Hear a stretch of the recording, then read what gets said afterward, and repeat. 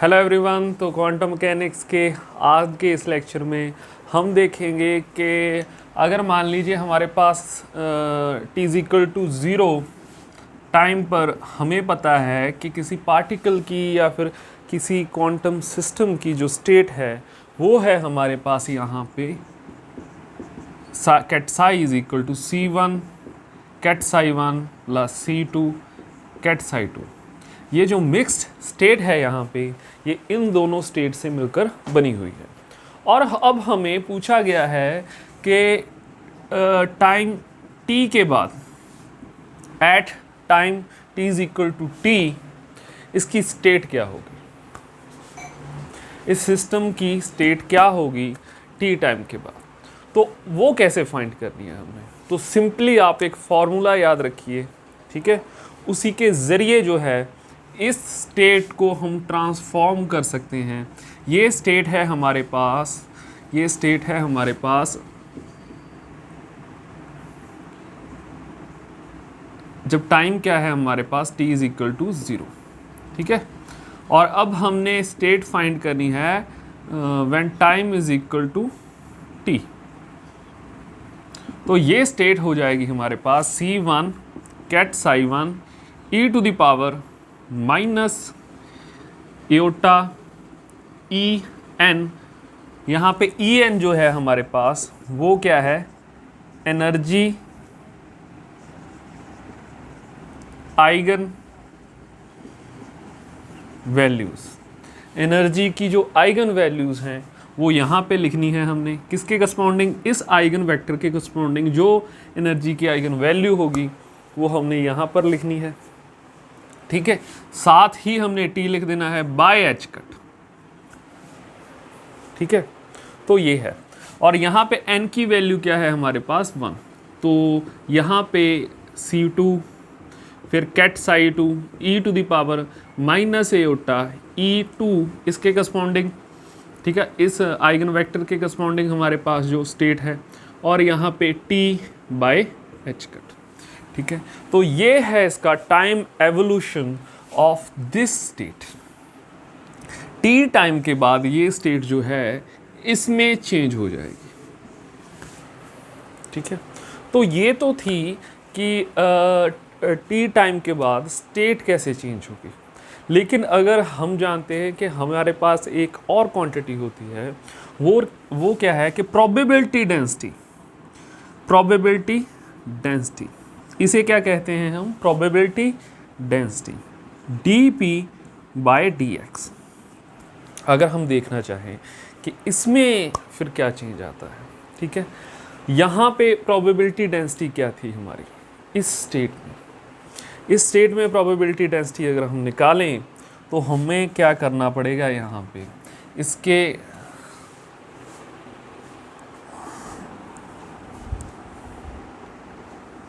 तो यहाँ पे साई मॉड क्या होगा हमारे पास, ये होता है हमारे पास साई स्टार इंटू साई, यही होता है, ठीक है। तो यहाँ पे साई स्टार क्या है हमारे पास, सबसे पहले हम क्या करेंगे, इसकी जो हमारे पास ये टाइम t के बाद प्रोबेबिलिटी डेंसिटी है, इसकी प्रोबेबिलिटी डेंसिटी निकालेंगे। तो हमारे पास ये है, यहाँ पे आएगा हमारे पास ये, इसका कम्प्लेक्स कंजुगेट करना है हमने, ठीक है। तो कम्प्लेक्स कंजुगेट करेंगे, क्या आएगा हमारे पास C स्टार, यहाँ पे लिख लेते हैं ऐसे, यहाँ पे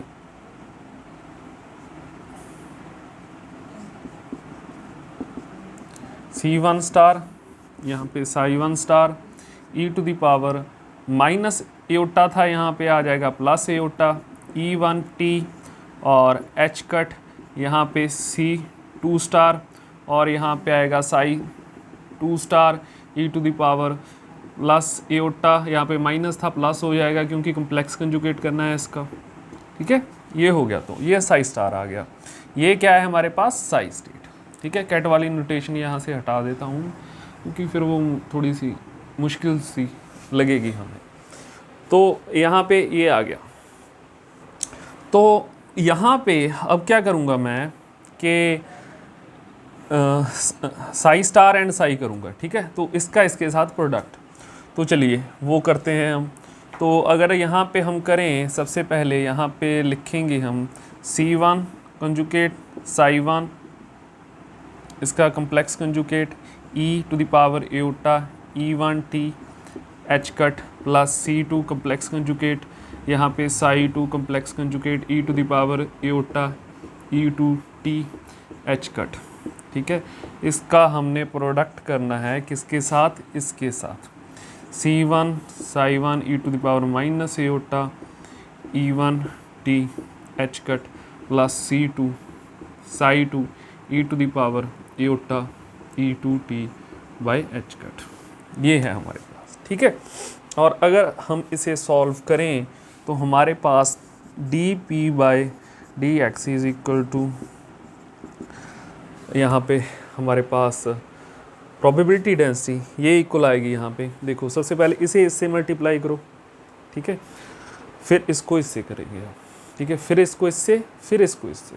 ठीक है, ये सबसे पहले इन दोनों को किया हमने मल्टीप्लाई, क्या आया हमारे पास, यहाँ पे आया हमारे पास यहाँ पे C1 mod square psi1 mod square, और यहाँ पे आ गया e⁻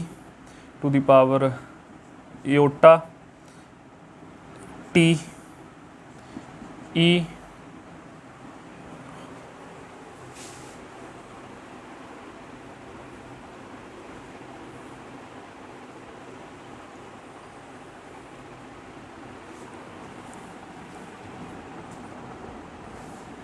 तो यहाँ पे ये जो है हमारे पास E1 माइनस E1 ही हो जाएगा, तो ये तो फिर ज़ीरो हो गया। ठीक है, zero e⁻0 is equal to 1।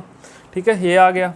फिर इसको मैं मल्टीप्लाई करूँगा इससे, तो इसको इससे मल्टीप्लाई किया, हमारे पास क्या आया C1 star C2 star psi1 star C2।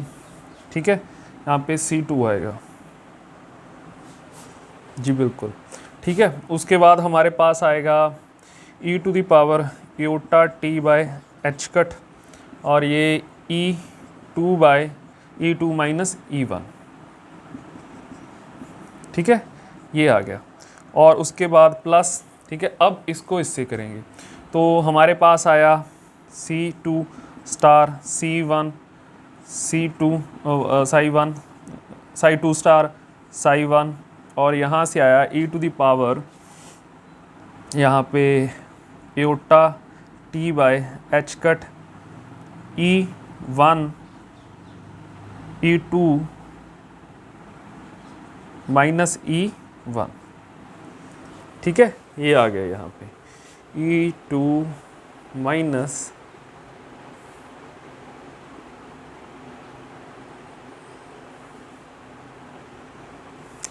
यहाँ पे आएगा हमारे पास E1 माइनस E2।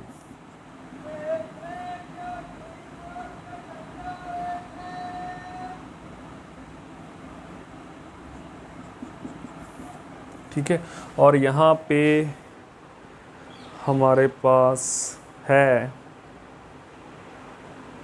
ठीक है, E2 माइनस E1, और अब हम इसको इससे मल्टीप्लाई करेंगे तो हमारे पास आ गया यहाँ पे C2 mod square psi2 mod square, और इसको इससे मल्टीप्लाई जब हम करेंगे तो हमारे पास e⁻0 आ जाएगा, जो कि हमारे पास 1 होता है।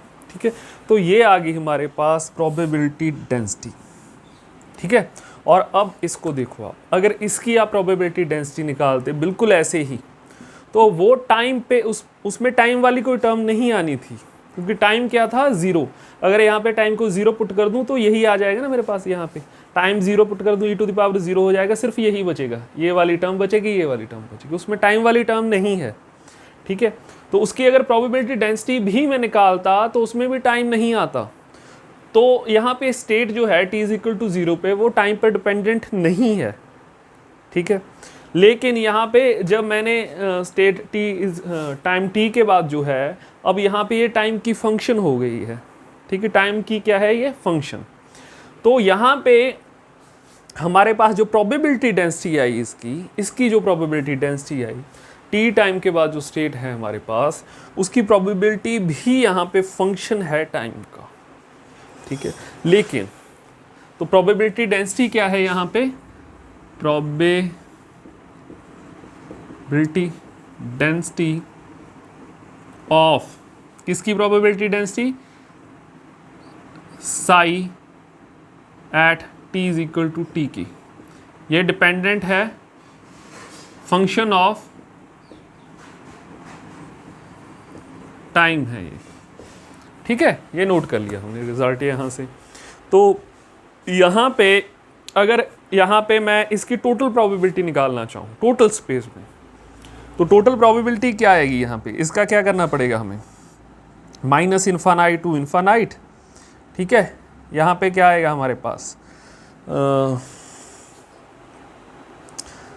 ये साई मॉड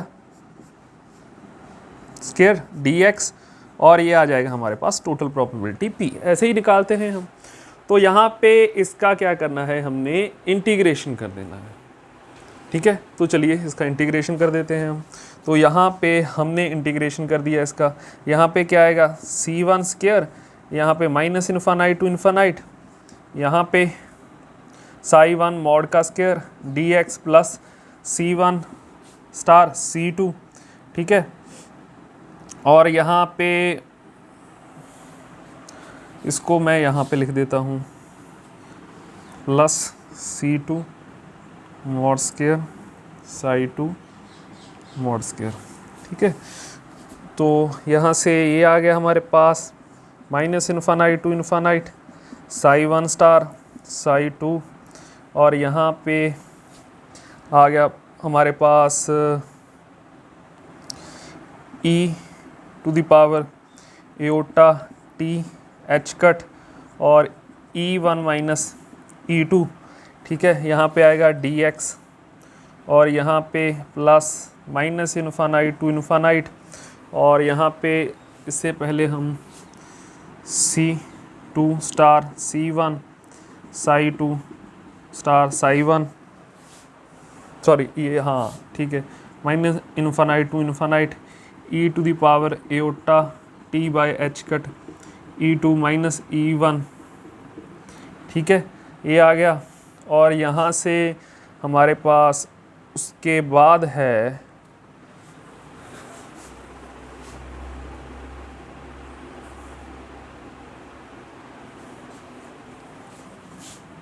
ये वाली टर्म, ठीक है, ये आ गया हमारे पास यहाँ पे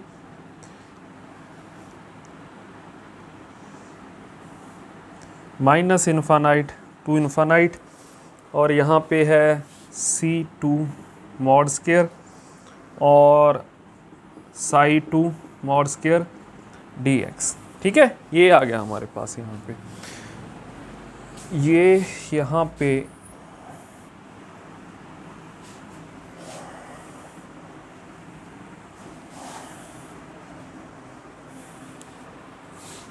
ये टर्म जो थी हमारे पास ये इसके साथ थी,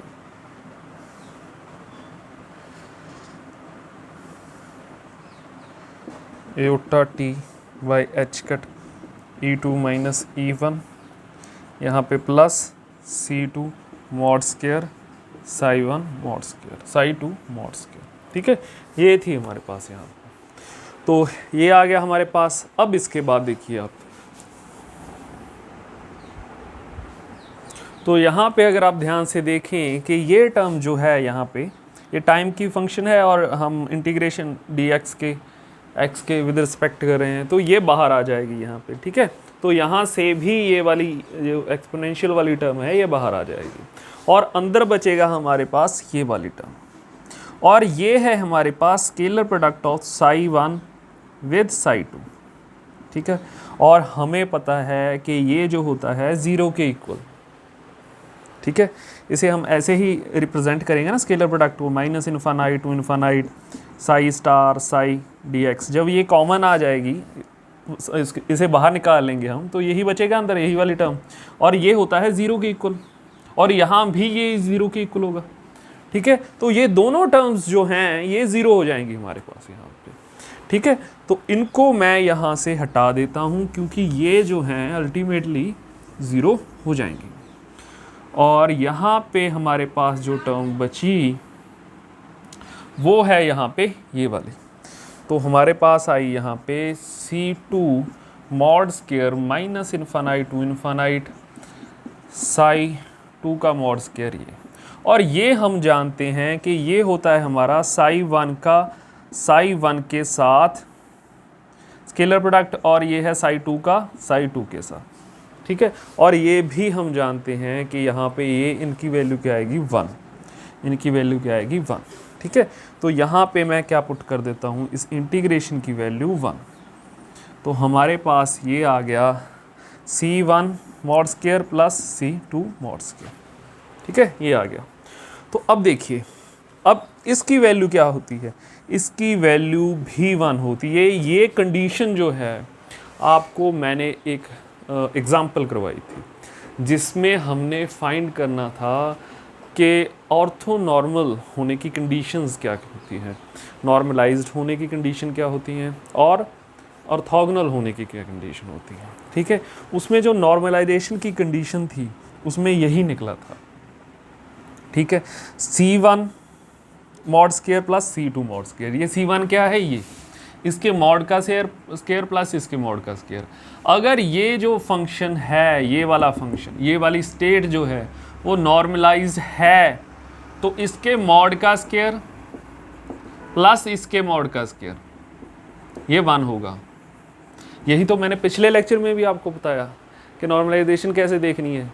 जो स्टेट दी हुई होगी आपको मिक्स्ड, इसका जो कॉफिशिएंट होगा उसके मॉड का स्क्वायर कर दो, इसके कॉफिशिएंट के मॉड का स्क्वायर कर दो, ठीक है, उसको प्लस कर दो। देखो 1 आ रहा है, नहीं आ रहा है। अगर 1 आ रहा है तो नॉर्मलाइज है, अगर नहीं आ रहा तो नॉर्मलाइज नहीं है। और यहाँ हम पहले मान के चले हैं कि नॉर्मलाइज स्टेट है ये, ठीक है, तभी हम चले हैं यहाँ से। तो अगर नॉर्मलाइज स्टेट है तो इसके मॉड का स्क्वायर 1 होगा, तो ये भी तो 1 होगा।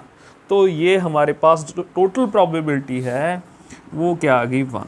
तो अब 1 आ गई, 1 इज ए कांस्टेंट, ठीक है। तो इट मीन्स हमारे पास जो प्रोबेबिलिटी डेंसिटी है वो तो टाइम पे डिपेंड करती है। जो हमारे पास यहाँ पे प्रोबेबिलिटी डेंसिटी थी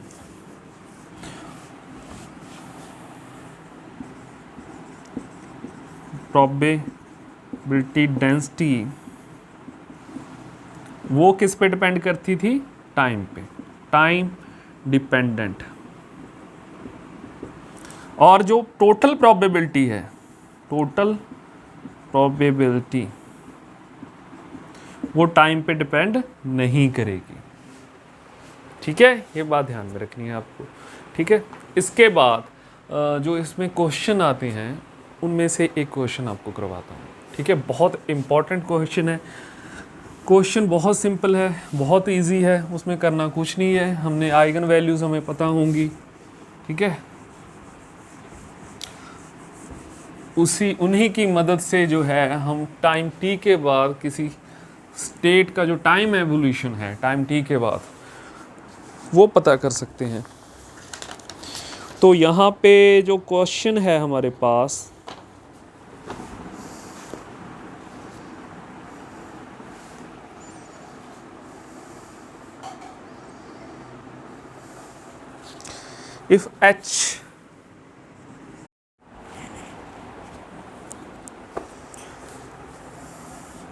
if h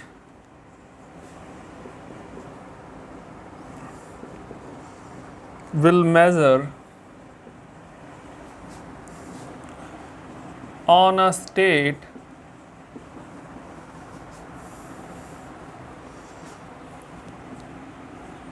cat phi n, so that यहाँ पे हमें एक रूल दिया हुआ है, आइगन वैल्यू इक्वेशन जो है, अगर एच ऑपरेटर फाई एन पर ऑपरेट करवाता है तो हमारे पास आता है 1/n+1/2 एच कट ओमेगा, और यहाँ पे है फाई कैट एन, ठीक है।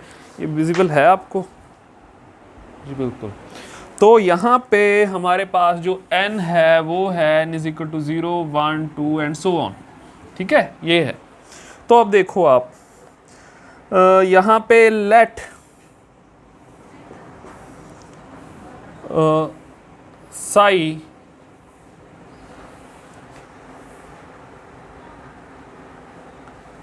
Late psi x is equal x and time है 0। जो हमारे पास साई को स्टेट है वो जब time t is equal to 0 है तब है, वो हमारे पास दी हुई है यहाँ पे √2/3 psi ket psi 1 plus 1/√3 ket psi 2। And हमसे पूछा है after what time t cat psi xt will be orthogonal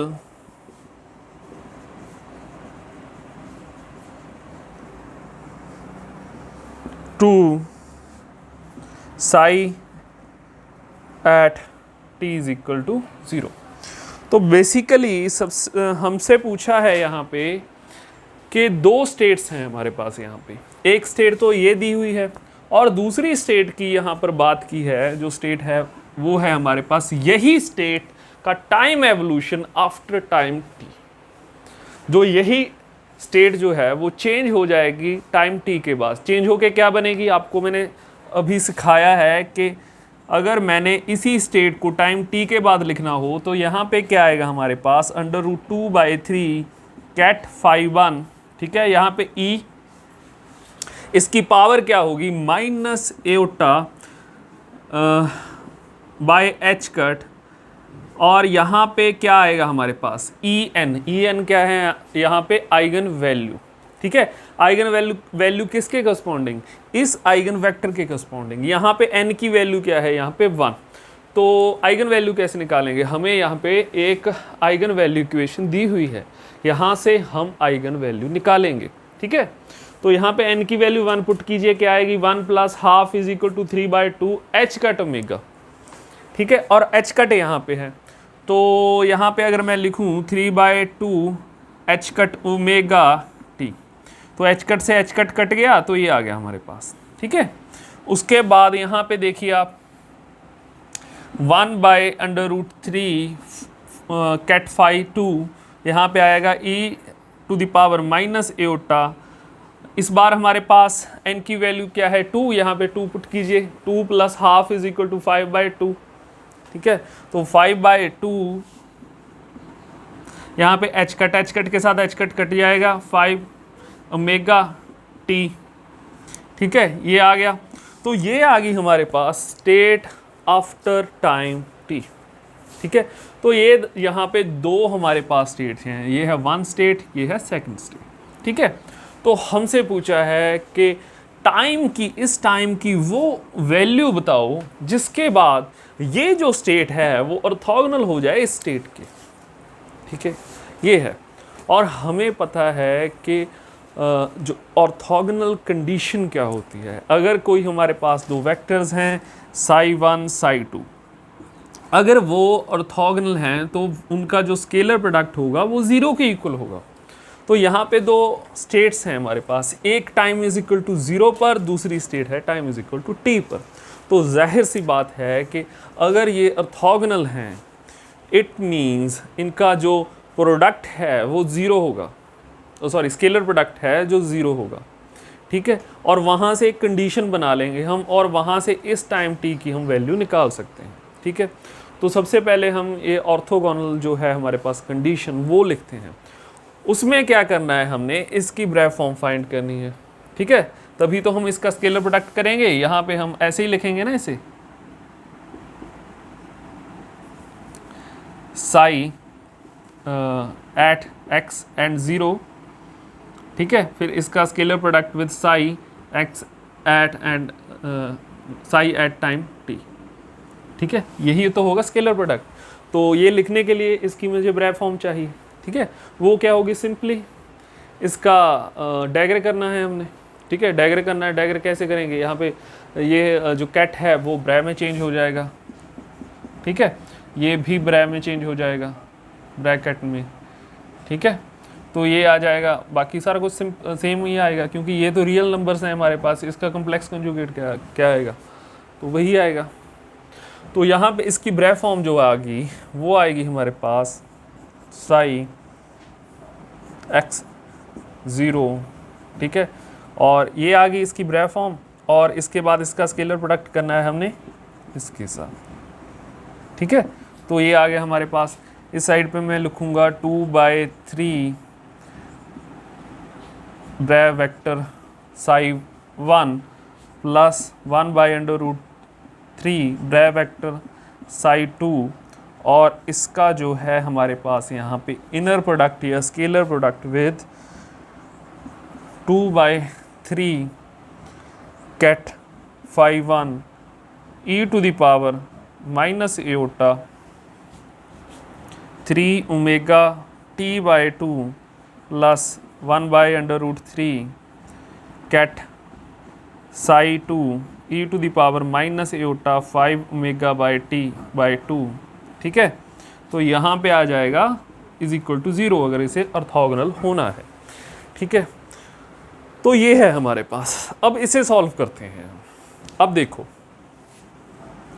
सबसे पहले ये पहली टर्म जो है इसे मैं इसके साथ मल्टीप्लाई करूँगा, ठीक है, और यहाँ से क्या आएगा हमारे पास 2/3, यहाँ पे हमारे पास कैट फाई 1 एंड उस साइड पे है हमारे पास, यहाँ पे है वेक्टर साई 1 और वहाँ पे है हमारे पास कैट वेक्टर फाई 1, इनका दोनों का स्केलर प्रोडक्ट, ठीक है। और यहाँ पे e to the power minus iota 3 omega t/2, ये विजिबल है आपको जी, बिल्कुल, ठीक है। तो ये आ गया हमारे पास, इसको इससे मल्टीप्लाई करने से। तो अब देखो यहाँ पे फाई 1 एंड फाई 1 इसका क्या है, स्केलर प्रोडक्ट है, ये एक स्केलर प्रोडक्ट को ही रिप्रेजेंट करता है। तो किसी वेक्टर का, किसी आइगन वेक्टर का उसी के साथ जो स्केलर प्रोडक्ट होता है वो किसके इक्वल होता है, 1 के इक्वल, ठीक है। तो इसे मैं सिंपली इसकी वैल्यू जो है वो 1 पुट कर सकता हूँ। तो ये आ गया मेरे पास 2/3 e to the power minus iota 3 omega t/2, ठीक है, ये आ गया। उसके बाद इसको मैंने मल्टीप्लाई करना है इससे, फर्स्ट टर्म को, और अगर इससे मैं मल्टीप्लाई करूँगा तो देखो मल्टीप्लाई करके यहाँ पर लिखने की ज़रूरत नहीं है, मुँहज़बानी इसको करने की थोड़ा सा कोशिश करो। देखो ये इसका स्केलर प्रोडक्ट होगा इससे, तो ये दोनों अलग अलग स्टेट्स हैं, और दोनों अलग अलग स्टेट्स हैं, और दो आइगन वेक्टर्स जो हैं अगर वो अलग अलग हों, उनका जो स्केलर प्रोडक्ट या इनर प्रोडक्ट होगा वो किसके इक्वल आएगा, 0 के इक्वल, तभी तो वो आइगन वेक्टर्स बने हैं, ठीक है, तभी तो वो जो हैं बेसिस के तौर पर यहाँ पर लिखे हैं। अगर बेसिस वो तभी होंगे अगर जो हैं वो ऑर्थोनॉर्मल कंडीशन को सेटिस्फाई करते होंगे, ठीक है। तो यहाँ पे इन दोनों का जो स्केलर प्रोडक्ट है यहाँ पे जो बनेगा वो 0 होगा, तो यहाँ से जो ये वाली टर्म आएगी वो 0 आ जाएगी। अब देखो इसको इससे मल्टीप्लाई करना है मैंने, यहाँ भी देखो scalar product of phi 2 with phi 1 बनेगा, ये भी 0 बनेगा, सिर्फ एक टर्म बचेगी यहाँ से, एक तो ये पहली वाली बच गई, ये वाली एक बचेगी हमारे पास, इसका जब मैं इसके साथ करूँगा तो वो आएगा मेरे पास 1/3, यहाँ पे आएगा मेरे पास, देखो इसका स्केलर प्रोडक्ट विद दिस 1 हो जाएगा, इसकी लिखने की ज़रूरत नहीं है मुझे, तो यहाँ पे मैं डायरेक्टली लिखूँगा e to the power minus iota 5 omega t/2 is equal to 0, ठीक है, ये आ गया हमारे पास। अब देखो यहाँ से हमें क्या करना है, टाइम की वैल्यू निकालनी है, सिंपली यहाँ से टाइम की वैल्यू निकालनी है, वही हमारा क्या है, आंसर है।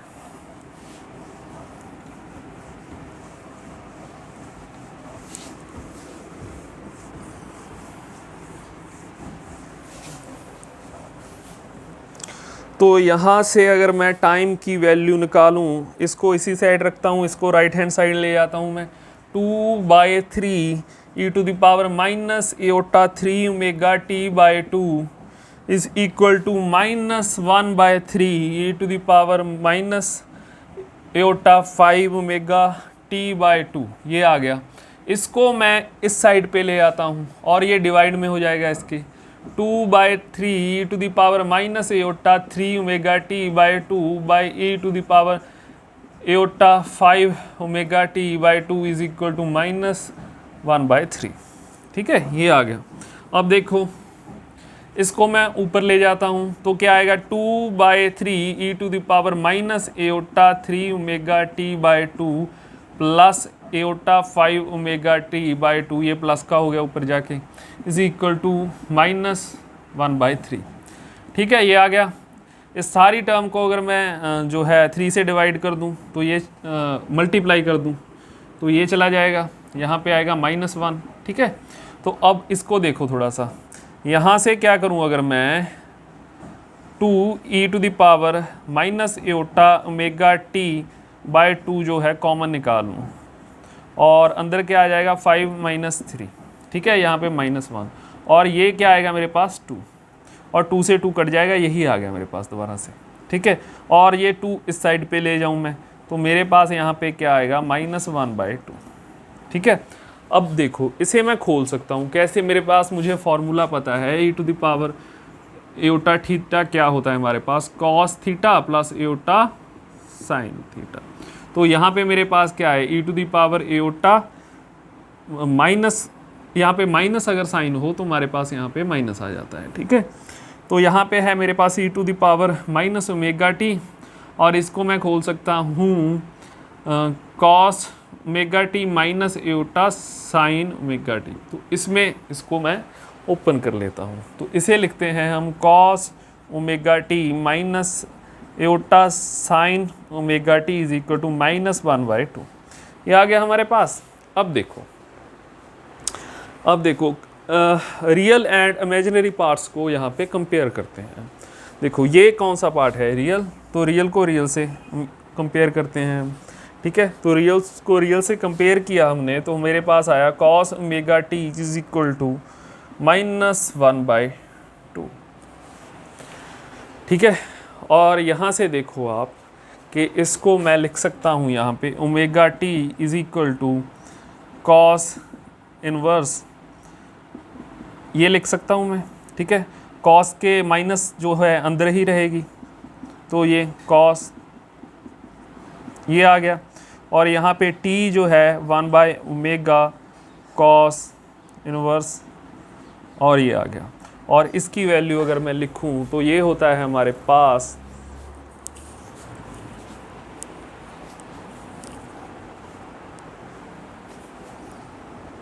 तो यहाँ पे मेरे पास जो मुझे पता है कि 1/2 होता है कॉस 2π/3 के इक्वल।